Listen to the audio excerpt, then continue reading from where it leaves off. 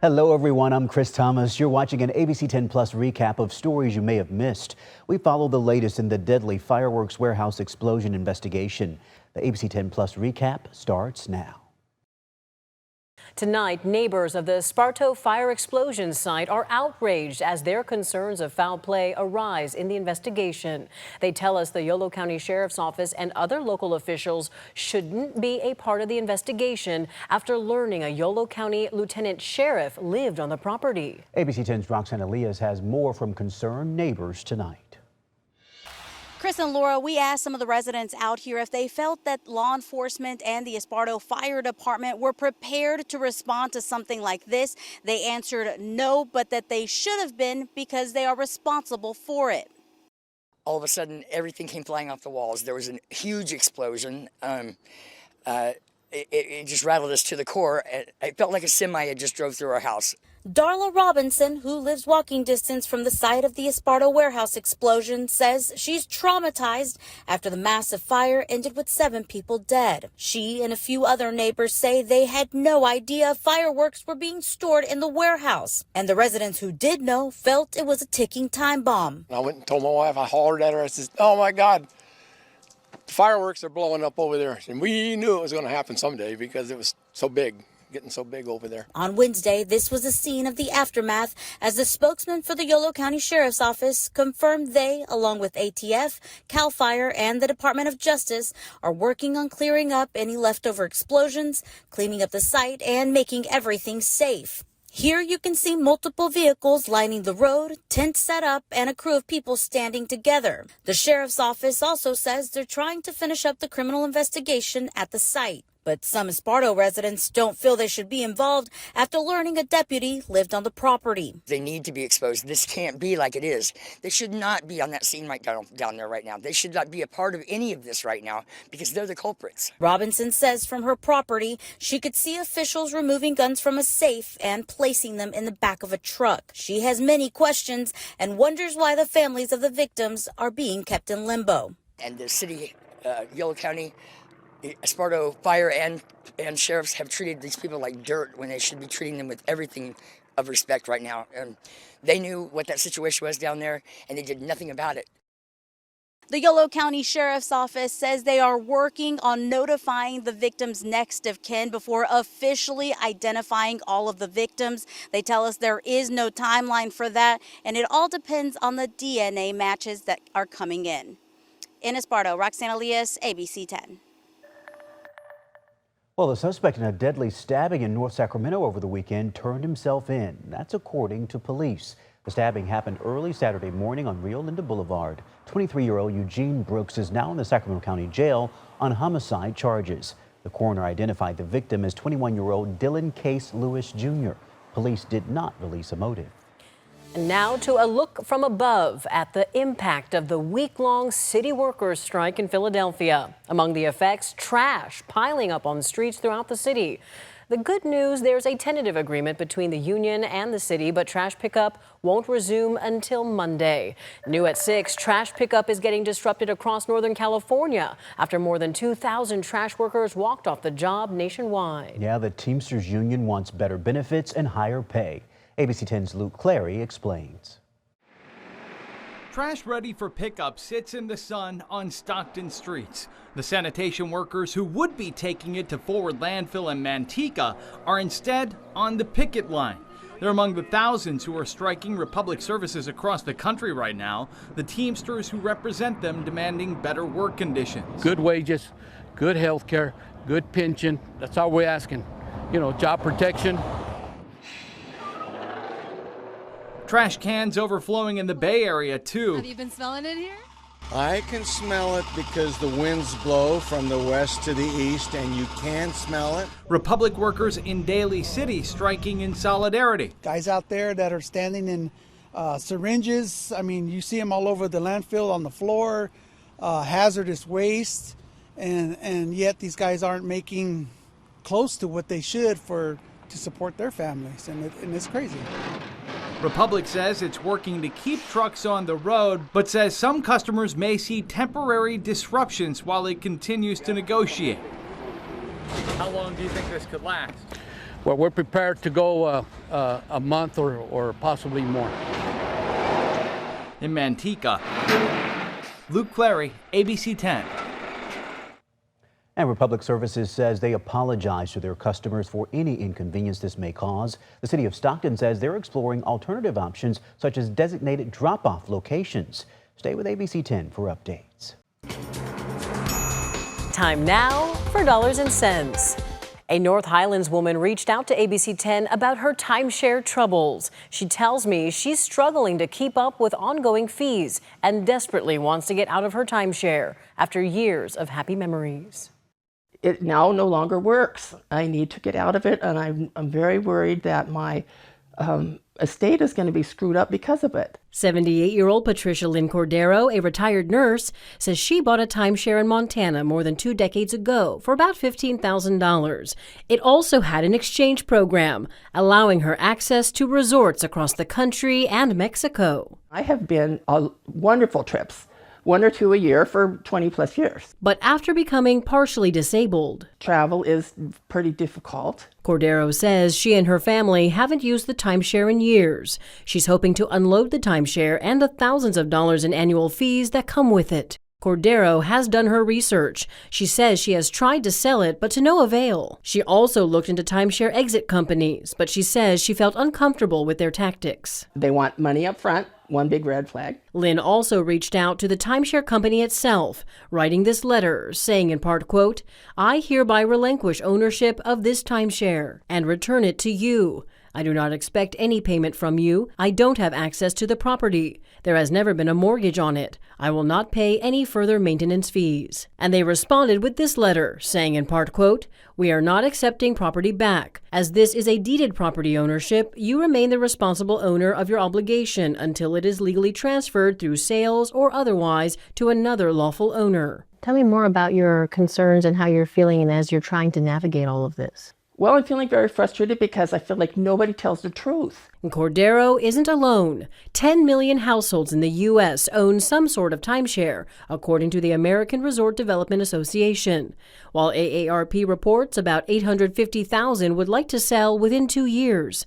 Experts say weighing your options is important. What's it going to cost me to leave versus what's it going to cost me to stay? Molly Wanless-Smith with the Better Business Bureau suggests looking into renting, subletting, or transferring your timeshare if legally possible. Molly, tell us about some of the resources that people can turn to if they want to get out of their timeshare. This is a contract that you're entering into, so you can review it with a timeshare attorney or a contract law attorney, anybody who's in that sort of consumer protection space. If you decide to work with a timeshare exit company, she suggests working with organizations accredited by the Better Business Bureau and American Resort Development Association, who have a code of ethics members must follow. So if you are to the point where you're not able to work with the company itself, you've made all of the efforts and attempts that you can to exit, you've submitted your request in writing and they're still telling you it's a no-go, then finding somebody who can assist you with that process. You want to make sure that they're on the up and up, that they are who they say they are and they do what they say they do.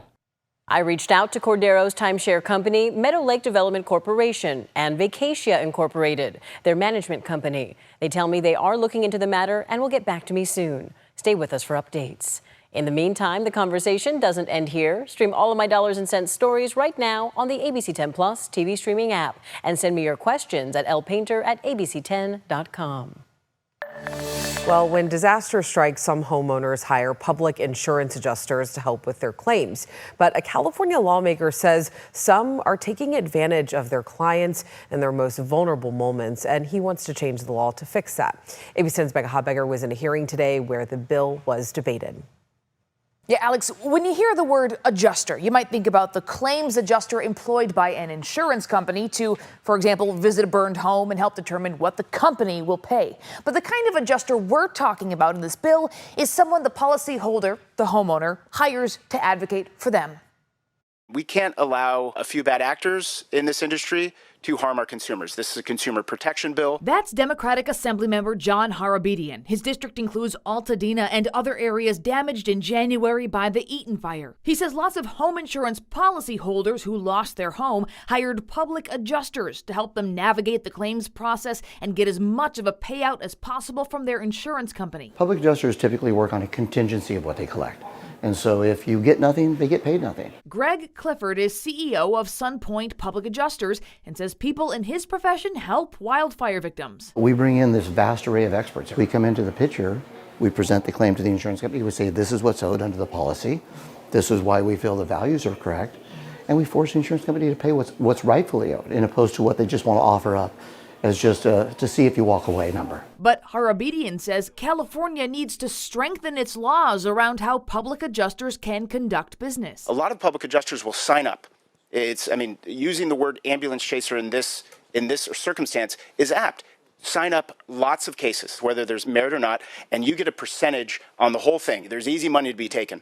And then you just kind of figure out, okay, of the 50 I just signed up during a disaster, maybe 10 actually get me some real money. And I think a lot of people who sign up public adjusters don't know that that's what they're getting into. I can show you the contracts. Very ambiguous language. He presented his bill Wednesday to the state Senate Insurance Committee. Now, state law already regulates how public adjusters can conduct business, but Harabedian wants to make their contracts more transparent and straightforward when it comes to disaster situations. Ensuring that policyholders know exactly what they're paying for. It would prevent public adjusters from charging fees on monies paid out before the public adjuster was involved. Clifford, testifying in opposition to the bill at the hearing, says the changes in the bill might ultimately make it harder for fire victims to hire public adjusters, leaving insurance companies to get their way. That's why so many insurance companies are supporting it, because it gives them an opportunity to not pay what they're supposed to pay. I've been doing this for 30 years. They're going to take every opportunity they can to be more profitable for their shareholders. He says he's in favor of more transparency and consumer protections, but doesn't think this bill does it the right way. The bill, AB 597, passed through the committee today. Its supporters include the state insurance commissioner, insurance industry lobbying groups, the Eaton Survivors Network, and the LA County Board of Supervisors. The bill goes next to the Senate Appropriations Committee. Alex? All right, Becca, thank you. The To The Point team spent months investigating the home insurance crisis, hearing from homeowners, lawmakers, and the insurance commissioner himself. You can stream the special investigation right now on our free ABC10 Plus TV streaming app.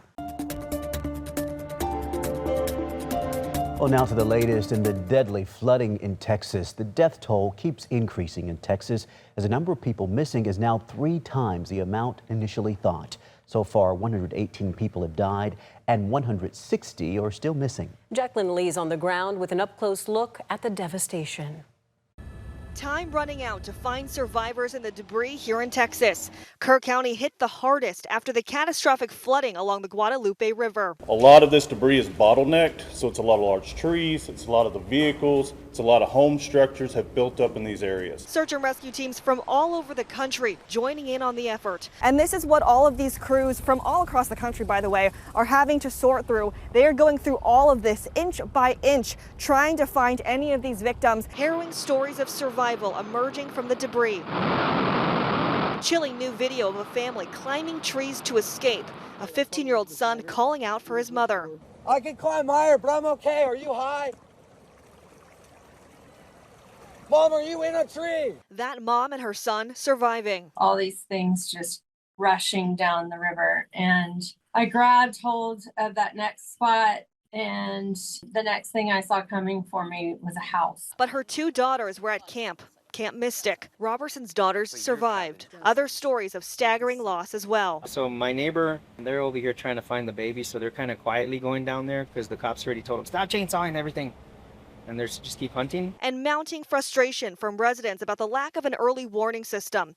Records reviewed by ABC News show that Kerr County Commissioner brought up the idea of an early warning system in 2016 and discussed it at least 20 times, but the county unable to secure FEMA funding. And records show just 2 days before this catastrophic flooding, Texas inspectors went through hard-hit Camp Mystic, signing off on its emergency plan. Officials say Camp Mystic staff and volunteers were briefed in case of an emergency like this, but the catastrophic flooding happened in the middle of the night. President Trump is expected to survey the damage Friday. And as you just heard, Camp Mystic was one of the locations hit hardest by these floods. At least 27 people were killed on the campground. We have reactions from former campers and a closer look at the damage left behind on the free ABC10 Plus TV streaming app. Just look for Tragedy at Camp Mystic on the home screen. Health and Human Services Secretary Robert F. Kennedy Jr. says the CDC will no longer recommend routine COVID-19 vaccinations for healthy children and pregnant women. And the Trump administration has also signaled that they plan to limit approval for seasonal COVID-19 boosters to seniors and others at high risk. The policy change has raised questions about what this means for families as the fall vaccine season approaches. To verify what this could mean for families, we went to these sources: New England Journal of Medicine, cardiologist Dr. Pyle Coley, and Dr. Carla Robinson with Urban House Call. In a paper recently published in the New England Journal of Medicine, the FDA commissioner and vaccine chief say they want to see data from new clinical trials that show COVID shots are still safe and effective before approving them for healthy adults and children.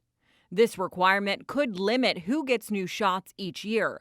So why do we get yearly COVID shots? Both doctors explain how it can impact the community. I like to tell people that it's very similar when you think of COVID vaccines and getting them regularly or annually. It's the same thing as the flu, where the virus may mutate from season to season. Vaccinating healthy people actually even protects the most vulnerable people in society because it makes the spread of the virus less effective, less efficient. So that's called herd immunity. If people around me are vaccinated, it actually makes it less likely that I'm going to get the infection, even if I haven't received a vaccine, even if I'm a susceptible member of society. Previously, the FDA typically approved updated COVID shots for all Americans each year based on simple tests that show they trigger a strong enough antibody response. The recommendations are 6 months and older, you are eligible to get the COVID vaccine. And so at this point, as it stands, we still follow those guidelines. And if you're in that population, we recommend vaccination. However, in the paper, the FDA employees argue the one-size-fits-all COVID vaccine policy approach is outdated and no longer in line with other countries. They do say, though, that drug makers can still use smaller studies to get approval for adults 65 and up, as well as high-risk children and adults. Now, if you are concerned about your access to vaccines, reach out to your primary care provider. With your Verify, I'm Megan Bragg. Thank you. Well, the California State Fair, can you believe it? It's just days away. So hard to believe. Where did the time go? Well, the gates open Friday morning for the 16-day run. The fair starts 10 a.m. Friday morning. Hours are 10 to 10 Friday through Sunday and 4 to 10 Monday through Thursday. As always, the fair includes plenty of rides, food, music, and other performances. Also returning this year, the massively popular Cannabis Experience. It's the 4th year for the Growing Showcase, which went from 5,000 square feet in year 1 to 50,000 square feet this year. Yes, we're compliant. It's 21 and over. We're very sensitive to, the family-friendly aspects of the state fair. So we do everything we can, working with our partners at the DCC and the Office of Cannabis Management, to make sure that everything is top-notch. This will be the 2nd year cannabis consumption will be allowed, but only inside the exhibit. Advance tickets are $16 for adults, $12 for seniors, $10 for children. Kids 4 and under get in for free. And we hope that everyone has a lot of fun out there at the fair, but also be safe, because really those triple-digit temperatures, they're making a comeback. They're coming in with a fierce bite. You can say that again. And Monica, I was just thinking, if we think back to last year, right? I think we had, what is it, like 10 of the first 12 days of the year, we had 100-degree temperatures. It was quite a stretch, yeah. So we've got your state fair forecast coming up here, with a cooling center is going to be prime real estate, especially for this state fair.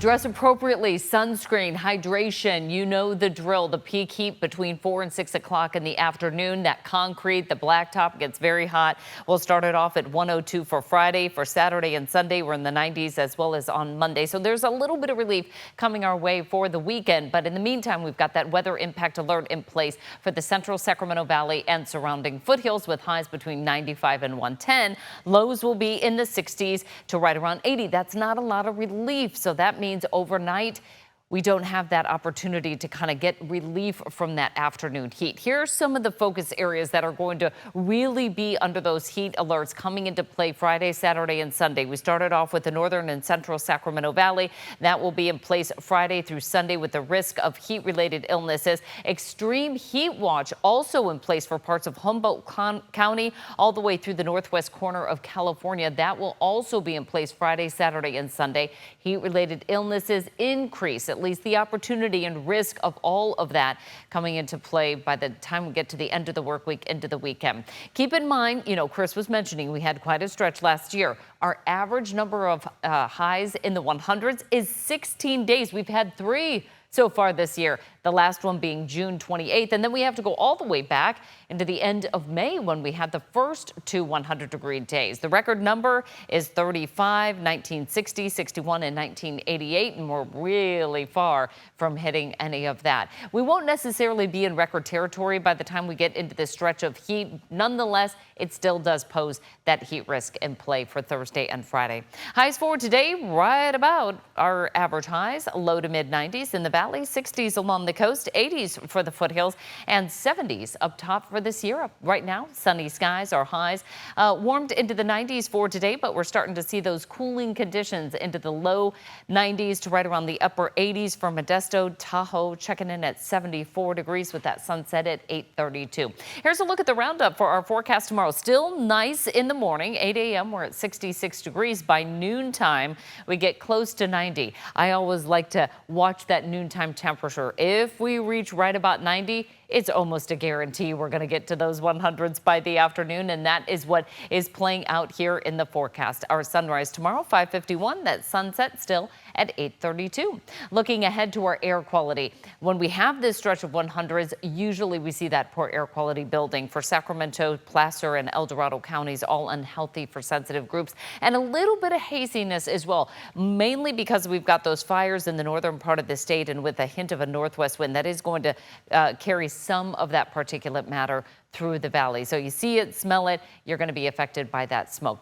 Highs making a return to the 100s, though, under this ridge of high pressure. It's sinking, warming air, and that summer heat is back. Highs in the 80s tomorrow for the Sierra, with 90s and 100s throughout the foothills. Along the coast, we're close to 70 degrees. Inland areas as we head into the Delta, Rio Vista, Antioch, we're in the 100s, and widespread 100s in the valley for that Thursday outlook. That starts us off as we head towards the end of the work week. We're going to keep those highs quite warm. Highs will be close to 90 for the mountains this weekend. We're still staying in the upper 90s to near 100 for the hills. And of course, the coast is always the place to be when we have this stretch of heat, because highs will be in the 60s. In the meantime, our extended forecast does show those temperatures staying warm through the weekend. But next week, we start to get a little closer to those average highs in the low to mid 90s. That's looking more like it. Summer in California, it has finally arrived. Yes. Okay, Monica, thank you. We are now 2 days away from the start of this year's State Fair, Cal Expo Sacramento, and a special surprise going on this morning. ABC 10's Mark S. Allen, not the surprise, but what he's about to tell you is. What's up, my friend? Yes, sir. Celebrating the balloons, celebrating 70 years of Disneyland, and celebrating the California State Fair. I'll tell you one tie-in. I did the ribbon cutting for the California Adventure, the grand opening. The California letters that once stood there are now right over there, steps away from us. Oh, I thought you were going to say you did the grand opening of the California State Fair back in the 1800s? No, ago. no, I'm old, Darla. I'm not that old. Hey, it's Darla Gibbons. What is new? What's great at the California State Fair this year? I know we're in the countdown. I know we are. Just 2 days away. Our gates open. Check out the California Love, the lowrider exhibit. Mark, it is awesome. I'll give you a sneak peek today. You know what's ludicrous? Yeah. Friday night. Ludicrous in concert Friday night. That's Who else? Right. Luda, we also have Air Supply this weekend, Brett Michaels, we have Tesla coming, we have Dustin Lynch, and closing night we have In Vogue. So we have a lot of people coming out. That is awesome. Hey, Raul, good to see you again. I met Raul not that long ago, a couple months ago, 70 years, Disneyland. What does that mean to you? 70 years of Disneyland, what does it mean to all of us? You know, it's 7 decades of happiness, memories, and just amazing love that we have for the guests that visit our parks every day. And we know we got Mickey Mouse here with us to join in on the celebration, and we're Good. inviting you all to come out and visit us to celebrate Happy. That is awesome. This balloon, like this is one and done. If you're watching right now on ABC 10, that's the only chance to see this balloon. This is special just this morning. Exactly. We're here, spreading the magic in Sacramento. So make sure that you come and visit us in the Design Resort. There you go. Spread the magic. And what are you guys looking forward to? You excited? Yes, so excited. How did you find out about all this? Oh, we got invited online actually, so I got to bring the family, and it's been great meeting Mickey and Minnie. Awesome. Yeah. These are what we call influencers, infinitely more popular than me. Hey, give yourselves a big round of applause. We came, we saw, that balloon's about to go away, but you saw it here and only on ABC 10. By the way, happy birthday to ABC 10. We also turned 70 this month. Back to you. All right, Mark, I'm assuming you were not at the first California State Fair, as Darla kind of chided you about. That was 1854 in San Francisco. I'm assuming that was not you. Someone looked like you. No, sir, I was not at that one. My first California State Fair was 1987, which sounds like it might as well be 1887. Okay.